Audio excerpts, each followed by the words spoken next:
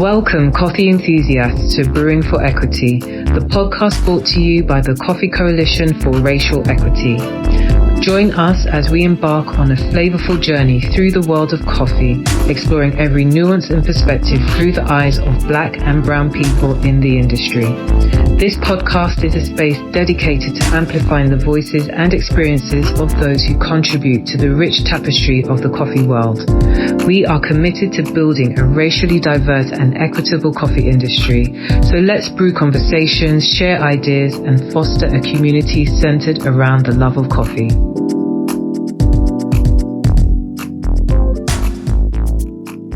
So welcome everyone, my name is Georgina Jarrett, aka the Afropolitan Barista. I'm really excited to have this conversation with Lauren, Dumo, Dina and Isa, where we'll be discussing BIPOC coffee cupping social events, meetups and spaces in general, and whether or not these types of BIPOC gatherings are actually needed or even necessary. Let's first introduce ourselves and then we will get the conversation going. Who'd like to start? Hi everyone. So my name is Isa Fu, but everybody calls me Isa. I've been working in the coffee industry in London, actually for 10 years. I started as a roaster, then I went into quality for green coffee and then sales. Currently manage the operation for in Europe and UK for Ensembles, which is a Mexican coffee company. And I am originally from France. And yeah, that's me. Thank you. Lauren? Okay. Hi, I'm Lauren. I'm the founder of the Little Coffee Company. Similar to Isa, I've been in coffee for maybe about 10 years now. So I started in Jamaica, where I'm from, and I have a little farm there. And then I moved here and I set up my own brand. It's a social enterprise, and the whole foundation is around sustainability and social inclusion for women farmers. Awesome. Thank you. Dina? Hi, I'm Dina. I'm still what you would consider a baby in the industry. Maybe been in it about 5-6 years. Started off as a barista for a big chain, and then I slowly moved to becoming a barista in like specialty coffee, and then slowly progressed to an ops manager for a coffee tech company, and now I'm a production roaster for Caravan. Amazing. Thanks, Dina. Thanks. Hey, yes, I'm Dumo. Now sort of roasting for myself. Have a small roastery based in Battersea. Been in coffee now 18, 19 years.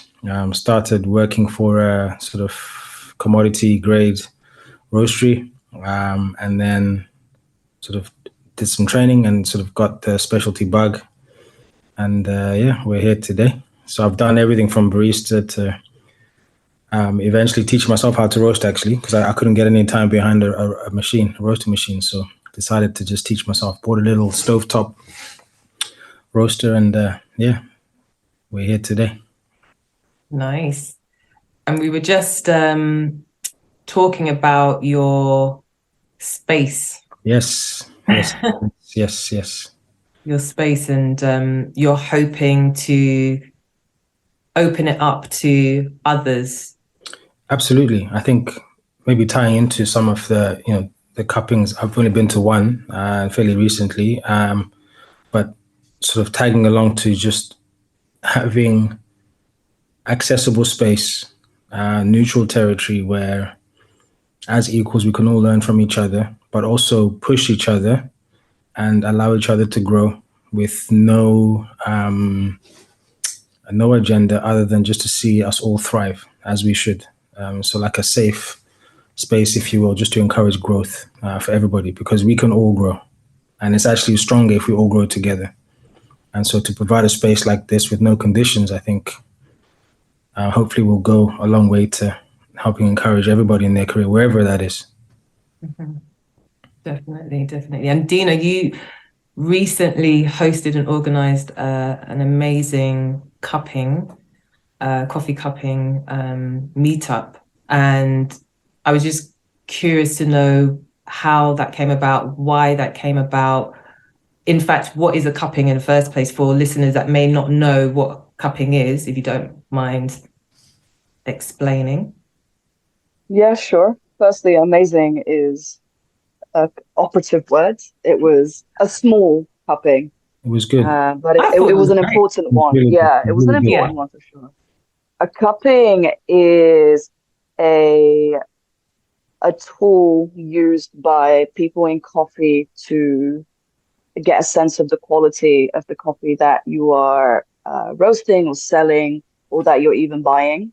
Um, you grind a coffee, you pour hot water in it, you let it sit for a couple minutes, and after you break the crust, you have a taste, like a little sip of each cup, and you determine whether the coffees are of a certain quality and of a certain sort of status. Um, if it's gained certain points above 80, you can consider it specialty coffee. If it's less than 80 points, then it's technically not specialty. Um, so at Caravan, we do it twice a week anyways, production cuppings, just to get a sense of what we're selling and what we're doing. If the profiles that we're roasting against are working, or if they need to be updated and changed for whatever reason. So yeah, that's what cuppings are. I don't know if anyone else has anything else to add about what things are, what they do. And basically, what inspired you? Why did you decide to host a cupping?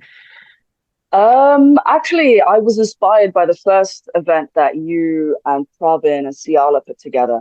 When I found out you guys had a POC cupping, I wanted to ensure that we could maintain and sustain such an important event and social for diversity and inclusion, inclusionary reasons.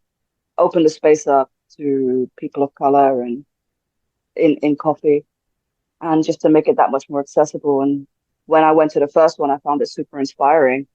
And given that I work in a roastery with enough rooms to host a cupping, I wanted to make sure that I can do my part in ensuring that we continue having those events. That's really the only reason I wanted to do it, just to make sure that we had something that we can call our own. Thank you for that, Dina. The work and the effort that went into creating such a welcoming space for BIPOC folk was really appreciated. Now, Lauren, you attended one of the first coffee cupping sessions for people of colour organised in central London last year. What was it that motivated you to participate in the cupping session on that occasion? I think it's two things. I mean, first of all, I wanted to be a part of the conversation and obviously to support you and things. And I just feel, the first days I feel as though I am not really involved in the coffee community. I know there's like a really strong coffee community, and I know it might sound strange that I'm saying that because I have a coffee company, but I feel like I've almost built it in isolation. And, just as everyone's saying here today, just community is everything. And sometimes you don't need to, stress and sit alone by yourself. There's support, and just by having conversations, just by having the conversations I've had this week, I realized that I've sat in my mind thinking about certain things or thinking about ways to do certain things. And there are other people who, have different experiences and can be there to help. So it was a real eye opener for me to hear the difficulties and the issues that are being faced, because the perspective I come from it is very much farmer based. And there's issues from the ground where I'm from in Jamaica with exporting and difficulties from that perspective. But what I didn't realize is the difficulties that were faced by people who just wanted to enter competitions or, just access to certain things. I didn't, maybe naivety, but I didn't really understand those problems. And I digested that, and I'm still digesting that. And I definitely want to continue being part of the discussion and also make sure that I align my business with being part of the change, whatever that looks like. Yeah, makes sense. And Isa, you attended Dina's event, cupping event. What brought you to that particular event? So I wanted to go to the first one that Dina mentioned, which was the one that Praveen and Ciela organized, and I couldn't, unfortunately. So I wanted to make sure I came to this one. Well, the main reason is that, well, as I said, I've been around the industry for a while. I've attended a lot of cuppings, but there's always been like a feeling to be kind of like, the odd one out, and not in a necessarily bad way, but yeah, we have to be real, and a lot of cuppings, well, maybe it's a bit better now, but like, let's say like a few years ago, there was very little people of color in cuppings. And so I thought it was quite a nice initiative to have people organize that. I've also noticed that there was, people will say that the same, but there's also few women in general in cuppings. So if you're like a woman of color, then, you can feel a bit isolated when you go to like cupping events in the industry. Not that it's necessarily like done on purpose, but the fact that, well, this cupping was, organized for people of color to feel welcome or to feel at ease. I thought it was really nice, and also to just meet new people, because I actually have been around, as I said, but there's always new people that you want to meet, and then pretty much everyone that was at the cupping that Dina organized, I hadn't met them before. Well, I met Dina briefly before, but yeah, so it's always nice to meet new people regardless of, their background. Mm-hmm. Definitely. From my own experience, I've found that when going into spaces where there are not many, or maybe I'm the only, like you said, only person of color, at times I feel like I've felt that sometimes I find it quite exhausting, in the fact that my radar is always up and my sensitivities are sort of on 10, if you like, because I'm always aware of maybe subtle sort of maybe microaggressions, maybe there's some maybe unintentional backhanded comments sometimes made in certain settings. And, it's sometimes hard to almost like relax in those spaces. And I found that with the BIPOC, Black, Indigenous spaces, people of color spaces, I was able to sort of relax within my body and just, be my authentic self, if you like, not having to sort of put myself in a position where I feel like I'm conditioned to behave a certain way because I'm around certain types of people. Yeah, for sure. I think it's such a big topic to unpack, because it's been this way for such a long time. And, for an arena that claims to be open-minded and inclusive, I think that doesn't appeal to every demographic. And in terms of feeling a certain way, again, whether it's intentional or not, because I think sometimes it is intentional, people shouldn't be made to feel like that, especially for an arena that claims to be inclusive on all fronts. And I think if you are inclusive, then that cannot come with conditions. And I feel like, cuppings like this and, and a space like this, it's imperative to help affect change, to evolve a mindset, and to give space for people to grow within themselves where maybe they're not given an opportunity to grow. And it's not a question of ability, right? To a degree. It's the space to action your ability and to put that to use. And as I said, collectively, we can all learn and grow with each other. And it's far more effective when it's a coalition, if you will. If it's like-minded people, sharing a space, creating space, growing together, and achieving. And I think it's really important, especially for future generations. We're maybe the first to do this on this level in the UK, certainly. And that's saying a lot for an arena that claims to be so forward thinking. I think it's backward in so many ways and no different to society in general, actually. So I think things like this are really important, not just for us to help us know what on a deeper level we know to a degree in terms of validity. We already are valid, regardless of what anybody else says. And again, as I said, it's not a question of ability. We're all very capable and have a lot to offer. And I think starting with our own selves first lays a foundation to express outwardly, because it just makes us more sure of who we are and what we have to offer. Because we're rooted in good, and that's the key thing, is that it's rooted in growth, and that's the differentiator. So, yeah. Thank you for that. It's really important. And I think in what you said previously, you mentioned the term safe space. What makes a place or space safe? Like, what is it that makes it safe? I think for me, it has to start in acceptance, because that then determines how you move forward, right? There's no condition to acceptance. You just accept it, right? And I think for people to feel safe, they can truly unlock what's within them. I truly believe that. And I think creating safe places allows for that growth. And it's a personal journey, first of all.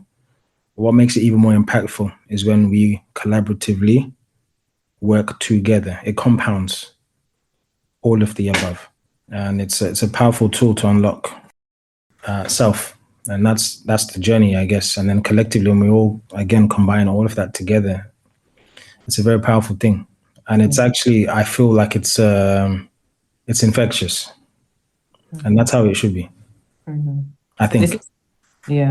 This is really important. And this next question is just for anybody, really. But is it our responsibility to ensure that the spaces are safe and inclusive, or is it the responsibility of others to ensure that the spaces that they currently have are inclusive, or they're working towards making those spaces inclusive? Whose responsibility is that? I don't want to say something controversial, but it's rooted in good, and it's maybe a hard truth. And again, I don't want to. Go ahead. I think it's only a thing if it's important to the creator of the space. So if you're conscious enough and aware enough for it to be important, your space will be that. Whether that's intentional or not, because it can be both, right? But that's why I like this space, is because it's consciously choosing to create a safe space for everyone with no agenda to be. Yeah. Personally, I've always thought, up to recently, let's say, I'm always more into inclusivity, as in like not separating groups, right? And making sure that everyone is in the same, like all spaces are for everyone. But then I also realized that doesn't necessarily always work. And then, well, maybe sometimes you have to, if you're not happy with the state of things, then you have to do something about it. And which is why, when I found out about this, like, BIPOC cuppings, I realized that, well, actually, maybe we have to do something about it, because if we just kind of always feel like we're hopeful and, like eventually things will get better, but kind of expecting others to do it for you, it doesn't always work.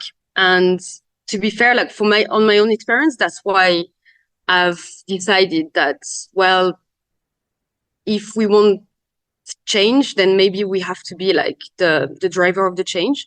And if I feel like there's not enough safe spaces, then maybe I need to be part of the creation of the safe spaces. And then hopefully that will led to, more safe spaces opening, and then eventually my, like ideal of everything being inclusive will happen. But I think sometimes being passive or like waiting for things to happen, well, it doesn't always work out. So for me, that's why I think that, if you're not happy with the situation, then you have to do something about it. And it's kind of our responsibility, in my opinion, but also like the responsibility of everyone. Yeah. Thank you, Isa. Following on from that, one of the comments posted when we created and promoted the first POC coffee cupping event was that we were being segregationist and racist. So have you encountered any sort of misconceptions or criticisms regarding sort of POC cupping events or coffee events that are specifically for POC folk? Or if not, how would you respond to those that may criticize events or meetups or cuppings that are specifically for BIPOC folk? That's to anyone. Sorry, yeah, I would challenge. Sorry, I don't have experience with people disagreeing with having a BIPOC cupping. I think a lot of people that I spoke to favored the idea behind it, but in terms of responding to those comments, I would challenge them and ask them, have you made these comments at cuppings where you haven't seen people of color there? Are you just as outspoken in those cuppings to see those sort of inclusive and diverse groups of people? When you walk into a room with other, and there's 20 white guys in a room, do you speak up and go, oh, where are the people of color? Where are the women at? Or are you silently enjoying that space and then only piping up when you see that you're no longer the center of those events? Is that I would challenge them, is that the real issue? Is it a question that you're not centered in those events, or is it, a genuine concern in question of, more inclusive, diverse cupping and just coffee events in general? Those guys, they really said that to you. Did they message you that? They really did. So on the very first cupping that Pravin from Sunday Roasters and that we created, so we published it on Instagram and put up the posts and everything else, and for the most part, most of the, like you said, most of the comments and most of the feedback received was very positive, and from all types of folk, but there was this one comment which basically the energy behind it and the tone was such that it made me think, oh, this is making you feel very uncomfortable, and I really want to know why. I've wanted to know why this particular individual felt so uncomfortable with, if you think about the number of cuppings that take place, even just in London, there's like tons of cuppings that take place, and this one made this particular person feel so uncomfortable, and my initial reaction was to react and to respond with with some few choice words, but I decided not to. And I thought, actually, this could be a teaching moment, but I hadn't yet figured out the best way to, respond. But yeah, they really did not like it at all. There's always one. There is always one. There's always one who just can't be part of it, who can't get it. They get it, but they know how to play the game too. You know what I mean? It's very insidious. Very much so, especially as they hid their identity, remained anonymous, and used a fake name, and all that kind of. They know what they're doing. It's not ignorance. Do you know what it is? They say it's ignorance, but nah, you're playing the game. You can get away with it. I think that's it. Yeah, I find it quite interesting because I don't know. Well, obviously, you guys are going to remember, like, in 2020, back in 2020, when the whole George Floyd thing happened, and then everyone was like posting like black squares, and all the industry was like, oh yeah, we really need to like rethink of the way we like as an industry, how diverse we are, and like including more people of color, etc., etc. Well, I don't know about you, but personally, like if I just see how things were 4 years ago and how they are now, I don't see a huge difference or a huge, increase in people of color being included in specialty coffee. I don't really see the difference.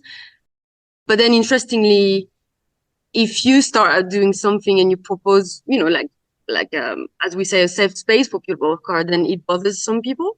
It's quite interesting because very hypocritical, in my opinion. And again, like we say this cupping is for people of color. If you're not a person of color, you don't have to be offended. It's just not for you, right? And you don't have to be included in everything. Yeah, I mean, that's my opinion on it.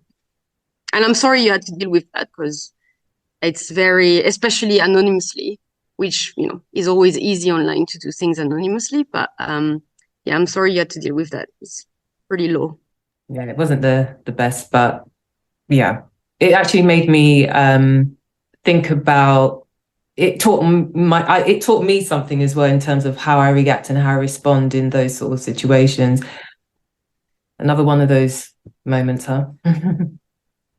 Sorry, Lauren, I think you wanted to say something. Oh, I was gonna say, just as what Dina said, there's always one, and I feel like it's not even on us to teach anyone anything. I feel like you keep it and push it forward and know that what you're doing is creating that safe space and it's for the benefit of everyone. I don't think you feel the need to respond. And the fact that they anonymized their name, they knew what they were doing. So I mean, Absolutely. it's just not right. I wouldn't even spend any time or energy on that at all. The other thing with DEI, I feel like across the board, not just in coffee, we're seeing companies and different organizations really roll back their DEI policies. So they brought a lot of people on board to create all these kind of KPIs for DEI and everything. And now, for example, like JP Morgan, they're completely ripping them to shreds and making them more quote unquote inclusive because it made other people feel uncomfortable. So when you're looking back at all the promises that were made after the murder of George Floyd, I mean, what has really happened? I mean, what change has really occurred? Nothing in my Lip service. mind. Yeah, lip service all the way. I think, I agree with everything that's been said. And if there were safe spaces, we wouldn't create what we feel to be the only safe space, first of all. Secondly, we're conditioned from birth to be happy with token gestures. Yet the very people setting those token gestures wouldn't even settle for that as a minimum. But for us, it should be seen as, it's you should be happy with just that. And I think, as you were saying, Issa, to take matters into your own hands and to create said safe space. For a long time, I never went to events because the few that I did go to and the experiences that I had with the professionals that I was working with led me to believe that going to said cuppings would only compound that token, sort of gesturing. And life is already wild day to day. And having to justify yourself yet again, it just becomes tiring. And someone wanting to be free, why should that be something to insult someone else?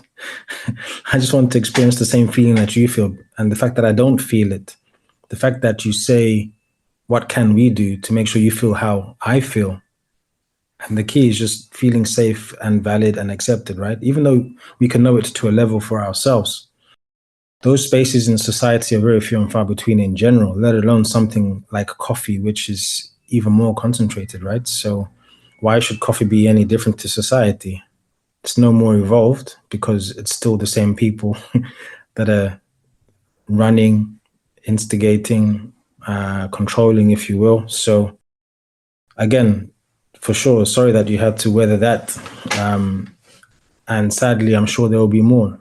But I think a space like this means that we can collectively carry that, And that's the beauty of these spaces, is that we know what it's like. And I think the more that I think on it, us taking action is sharing that burden, because it's heavy to carry for any one person, right? And I don't think it's about us carrying it individually. And I think spaces like this, it just goes along. Just being able to talk about it, it's such a relief of pressure that we carry day to day. And it's one thing at work, but on the way to work, stepping out of your front door, before you've even got to work, there's 20 battles that you have to endure. You get home, you've enjoyed the battle on the way to work, the battle at work, the battle on the way home to work. Then you get home and you have to be present for your nearest and dearest, having been through 100 battles. Then you go to sleep, you replenish, prepare for the battles ahead the next day. One cupping, it's crazy the effect that one meeting with like-minded people can do to replenish you and to keep you good. And actually, we're doing right. We're good. I just needed that half an hour. I feel solid again. And the fact that an hour cupping can infuriate someone that has no idea what it's like on our level, it's laughable. But again, taking ownership is super, super, super important. And I get really excited by just the potential for what will come out of these meetings, and having other spaces like it. And hopefully it'll only grow. I believe it will. And imagine having like a network globally. Crazy. I have a question.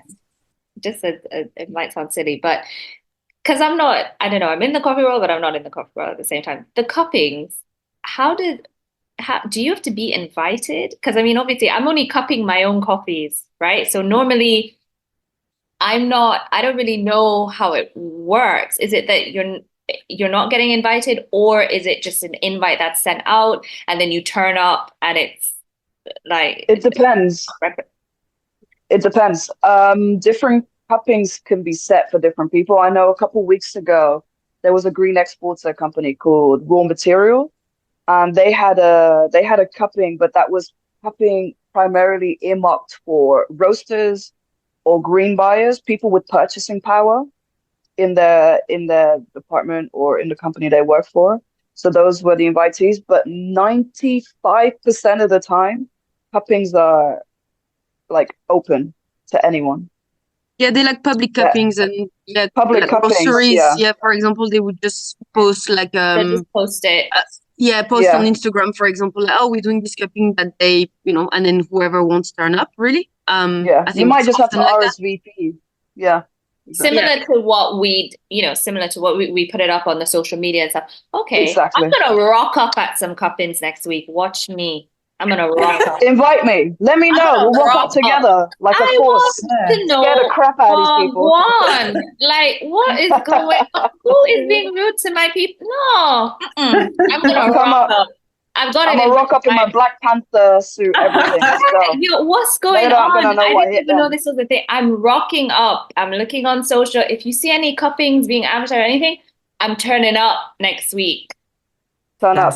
I'll send you some. I'll send all of you some IG pages where I find a lot of really like interesting cuppings, like the ones that I've screenshot and sent to our group chat and stuff. Okay. Yeah, I'll add you guys. I'll send the links to over. I want to go. I want to see what people are talking, what people are saying, if they're I want to know. So I'm going. Definitely, we have to break these barriers to entry, and absolutely. The gatekeeping that needs to end. But there were quite a few cuppings during London Coffee Week as well. Went to a few. Oh yeah. During Coffee Week, they were quite good. So yeah, we should all get together, as you said, and just go. Yeah, for sure. We should. That's all go. The ones I'm going to next, I'll just send a message in the group chat. Yeah. What I'm going to go to. Yeah, please do. That sounds good. I was going to say, just going back to something that you said, Duma, about, I guess, the pressure of having to deal with all these, various issues before even before you get back home, and the effects that can have on your mental well-being, physical body. It just reminded me of there's actually a book that maybe some of the listeners might be interested in reading. It's called How Racism is Bad for Our Bodies by Jason Silverstein. It might be something that is quite interesting. I think it's an interesting perspective that people might want to read to get a better understanding on the fact that it's, it can do some real harm, basically. Yeah. I agree, especially if left for years. Yeah, it can be super, super destructive, for sure. I might get that book as well for me to read. So thank you. I just Googled it. I think it's called How Racism Makes You Sick. Is that the one you're talking about? Yeah. Yes, sorry. Yeah, by Jason Silverstein. Is that the one? Is that the one you got? Well, yeah. If you look up the author, Jason Silverstein, it should come up. Silverstein. The surname. Thanks, Georgina. I'm going to look that up. Yeah, it's good. Yeah, it's interesting. And I just thought I'll pull up there's two other resources I thought might be interesting as well. The other one is by an author called Gregory, I think it's Watkins, A Question of Belonging. That's another book that's quite interesting, A Question of Belonging. And then the third one, which I thought was quite interesting, is by a professor of social studies and African American studies at Yale University. I don't know if he's still a professor there, called Elijah Anderson. And he wrote a paper or a book called Black in White Space, like talking about Black experience within white spaces. So that's another book that's quite interesting that listeners might find of use. So any other comments that we want to make? But I just wondered if one last thing I thought was when we talk about our POC cupping events, is it possible then to have inclusivity in our space that then contributes to the wider issue of systemic racism in various industries? Are we helping the issue, or is it making it worse, if that makes sense? I think always better. I think finding community is always a good thing. Just to kind of touch on what Dumo said earlier when we first started this talk, there's strength in numbers. And so I think once you have a stable, strong, confident community, you're able to make much easier changes that is much easier to convince the companies for. If it's just a couple, if you're just the only person, like at Caravan, there's about 45 people at the roastery. I'm the only Black person that works there. So being a single voice against 45 people, that's going to be tough. But having a community to stand behind you and say, this is a really important feat, is much more easier to sort of translate that message over. Not that that message needs translating, but it does need to be hammered down.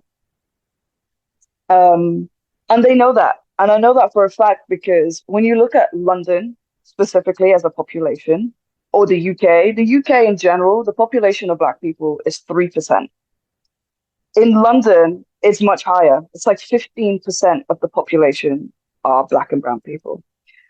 But when you look at the industry and the coffee industry and how that is reflected on the industry, we are a much, much smaller minority. So there is definitely some work happening against what we're sort of experiencing in wider society.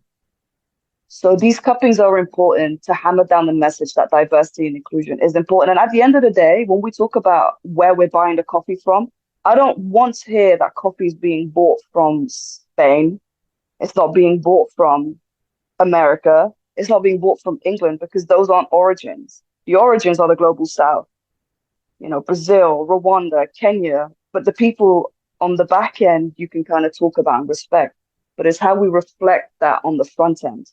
How many Rwandan, Kenyan baristas do we have? You know, that kind of thing. So I think having these cuppings is to send a message, not just to the outer world, but to ourselves that, yeah, we're valuable, we're valid, we deserve to be here, we belong. Yeah, I agree. I think representation is something that's extremely important. And just taking my own, example, when I started in coffee, there wasn't that many women roasters in the UK, and there was pretty much no people of color, or very few. I'm sorry if I forget people that were in the coffee industry and roasting coffee and were like people of color, but apart from Dumo, it's kind of like, I always knew Dumo was like a coffee roaster, and he was black. That's pretty much the only person I knew like back 10 years ago, right? But obviously, if you walk into a room, or if you see people talking at panels, you see, like photos of, I don't know, the team in like roasteries or coffee companies, and there's never ever one person of color, or even I would say like very few women as well.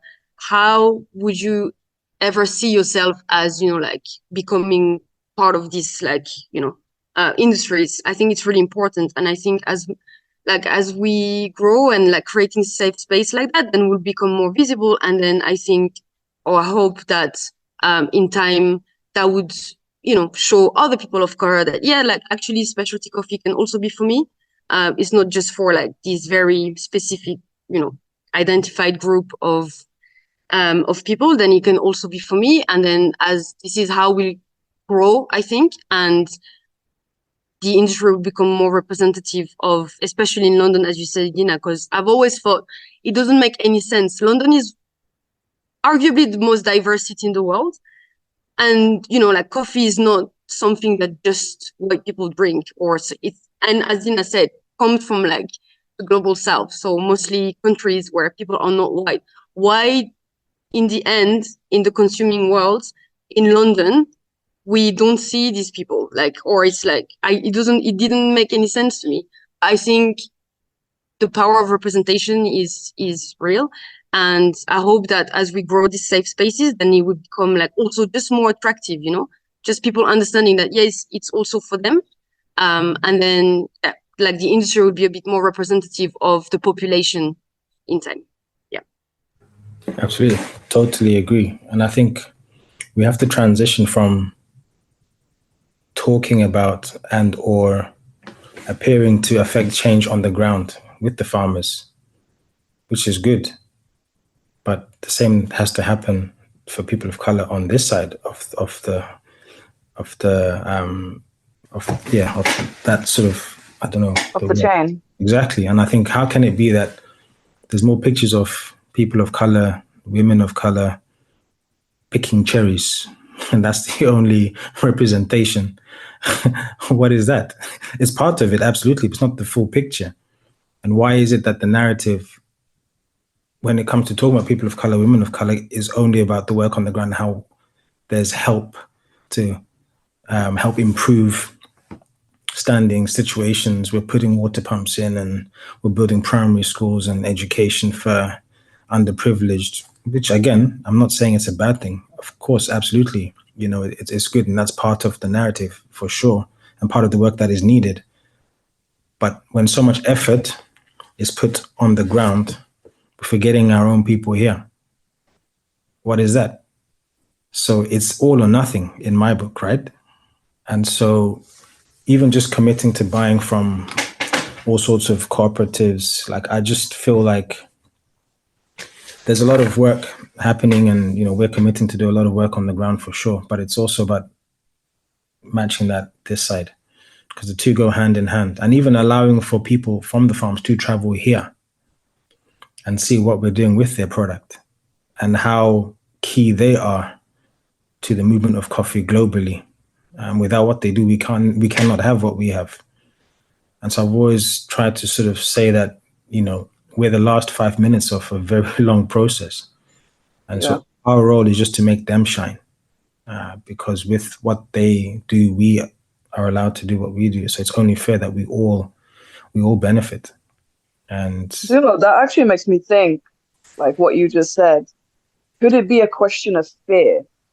You know, if we were empowered on this side as much as they are empowering farmers from the global south, is it a fear that we could work together and no longer center these companies, these roasters, these green buyers? We avoid them and we do business with our own people directly, and we create, you know, a stronger force between us, and the diaspora just grows up. We become empowered. this is the Would that be question. it? I This think is the so. question.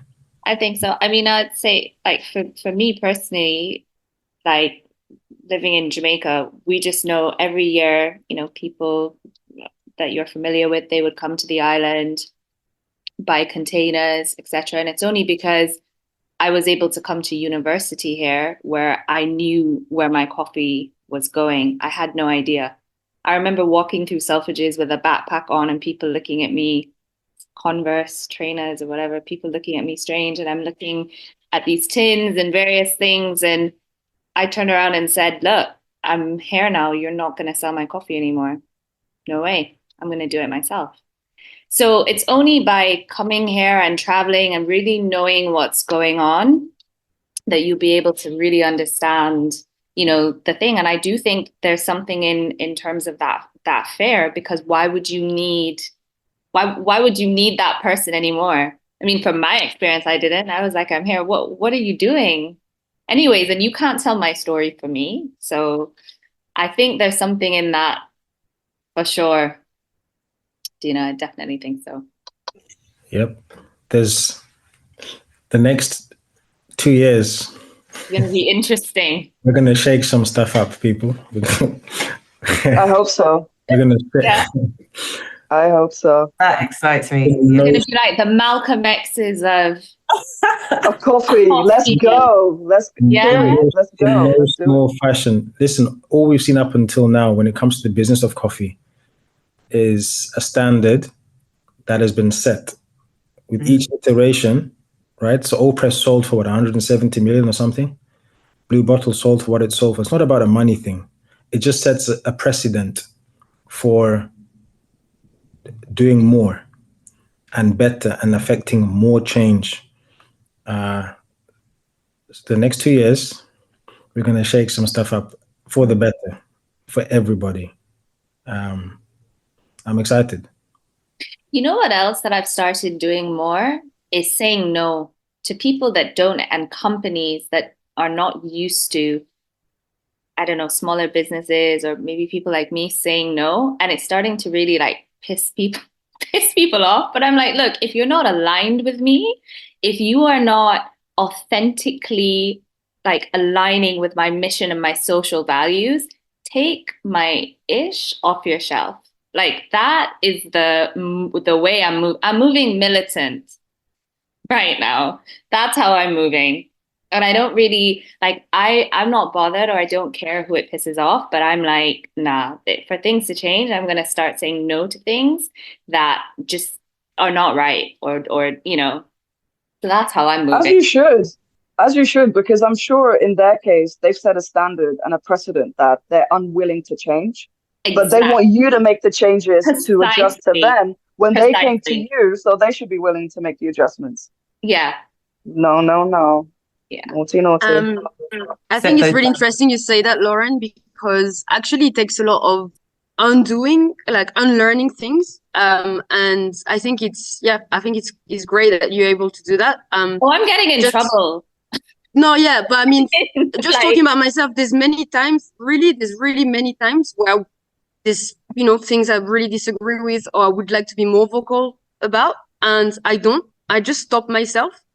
And sometimes it's just because, you know, you're like, well, in the position I am in, you know, you don't really want to like piss people off too much, because obviously that can affect us later, like business you do with people, etc. But also sometimes it's literally just because since I was a child, I was told to just, you know, like, you know, well, yeah, it's going to be tougher for you, you know, tough luck. You didn't choose the way you look or how you are, but, you know, it's just going to be tougher. So you just have to like accept it. And the least, you know, the more you accept it, kind of like the easier it will be for you, you know. So I think it's, you know, it's great that you're able to do that, and I think it's quite inspiring. Yeah, it comes. They always say it to women too. It comes with consequences. Don't because certain people are not used to. No, of course they're not. Like they're like, what? Like who are you? Like, why are you saying no? And it comes with a massive consequence. It's not. But I just got I'm tired. No, but it's very brave. Like I know, like big changes like that always come with consequences, but I think it's really brave. Yeah. Well, I'm inspired by all of you, so. Me too. Likewise. And Georgina, where's Georgina? I'm here. Okay. Yeah.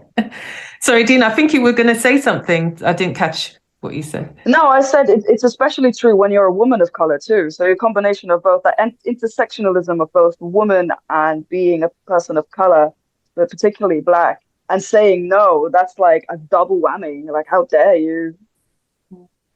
That's definitely something that I've not adjusted to. So yeah.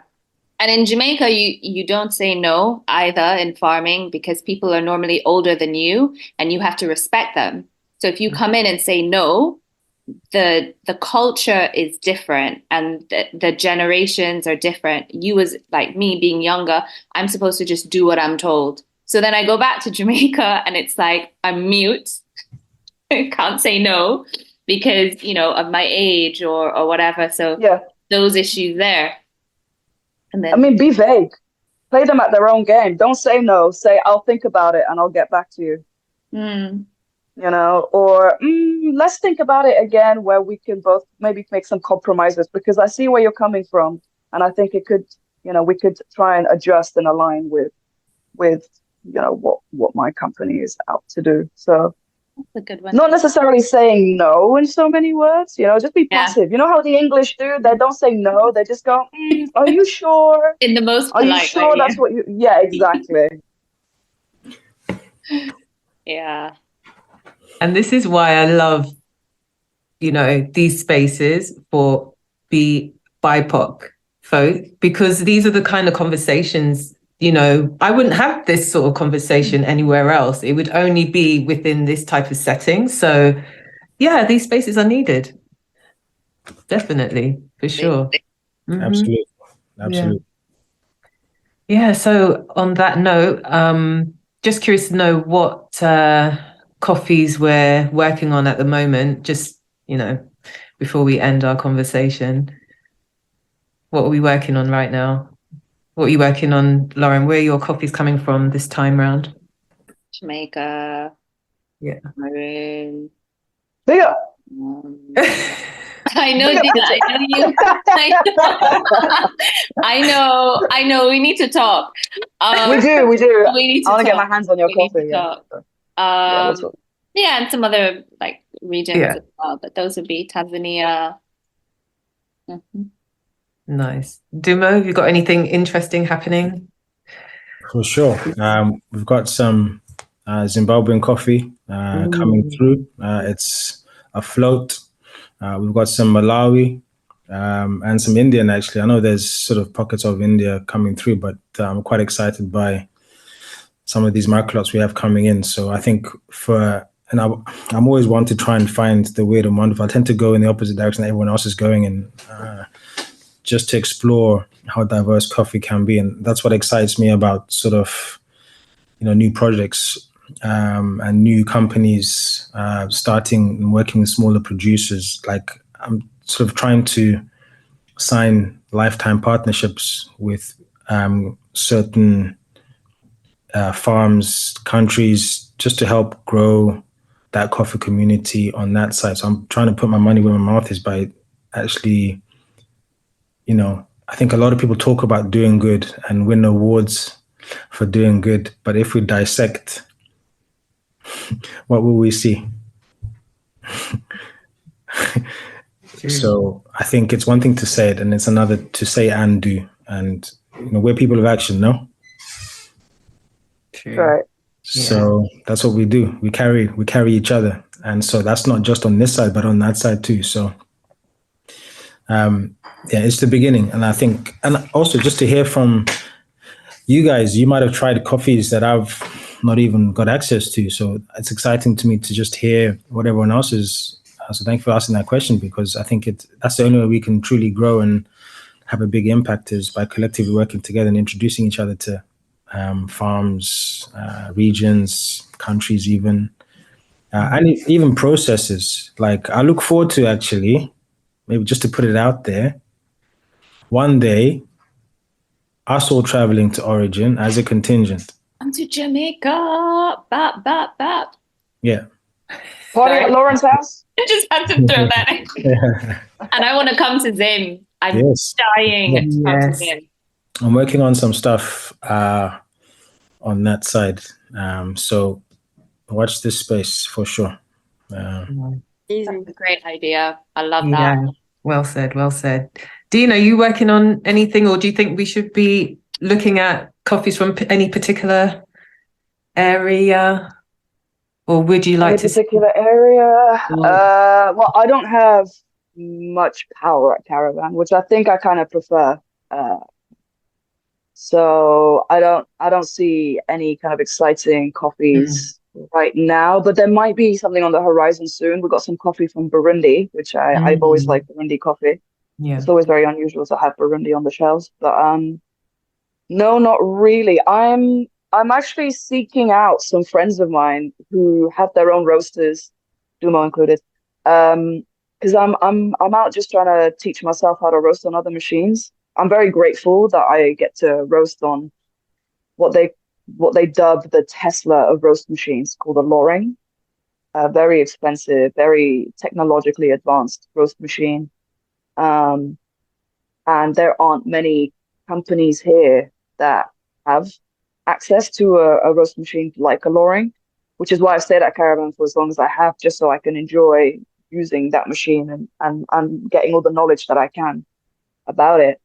But having said that, I don't want to throw all my eggs in one basket. So my idea is to just become more knowledgeable in coffee, especially with technician sort of roles, and sort of becoming more well versed in other roasting, like roast machines and stuff. You're welcome. Anytime. It's taken a bit longer to get the roastery ready, but the point of having the two machines side by side is, when I had the roastery in Mile End, every Friday was open. In that, I would do free sensory, but the spaces were limited. It's 5 people, first come, first serve, and let's just all learn together. So I extend that. You are welcome whenever you have the time. You're welcome to use those machines, and we can learn together 100%. I appreciate that, and I'm always happy to help. And that goes to all of you. If any of you need any assistance with anything, that I feel like I can offer help. If you need cover in one of your shops, or if you need to talk something out, if you want to know how something works, I'm always available to you guys. Amazing. So Thank you. That's my future. Thank you. You're welcome. Thank you guys. Thanks. I love this group. Thanks. Warms my heart.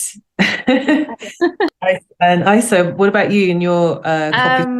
Yes, so I am currently in Mexico, as I said, cupping not everything, but some of the fresh crop, and building lots with the team.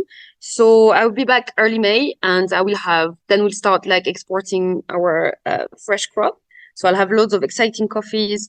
We already chatted at the last cupping with Dumo to organize the cupping. Dina has been asking me many times that she wants to try the Mexican coffees. So I'll make sure when I'm back to organize. I would love to organize something at Dumo space if possible, but if not, we can do it somewhere else, and maybe do an introduction to Mexican coffee and present what we do. But with included in the POC cuppings.